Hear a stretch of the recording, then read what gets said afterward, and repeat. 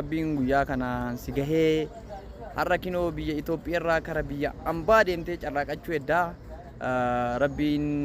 kinoo hin danda'a nama obsa qabu bakka kamiinuu ni ga'a jecha Rabbiin akkanaa mire kanaafuu hawaasni Oromoo bal'aallee Rabbiin fatii sababa si godhee hawaasa Oromoo bal'aa si wajjin dhaabbatee fatiin illee si wajjin dhaabbatee Rabbiin fatii sababa si godhee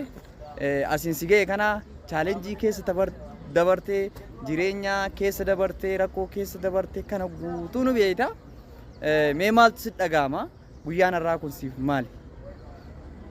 Duraan dursee ani guyyaa har'aa hin budhaaf miira hedduun itti dhagahama akka malee gammadee jira gaafa tola nama tokko fakka Rabbiin tola siif oola yaa sawwan ta'eef Rabbiin addunyaa kiraa zajaasaa akka fuluufiifate baay'ee takka caalchisee hin kabajaanis hin jaaladhaanis zajaasaa Rabbii akka fuluufi Oromoo muluun hin jaaladha maal jee bakka miira keessa galee jira baay'ee gammadee jira gammachuun hanga qabne itti dhagahamaa jechuudha yoo obsa qabaate daangaa kamuu tarkaanfatte Rabbiin nama jaalatu fatana absheer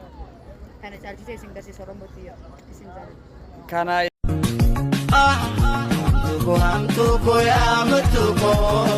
ituna firmata gaafa guyyaa rakkoo jaalatti baroonna bu'uura jireenyaati balatti tokkummaa hawwa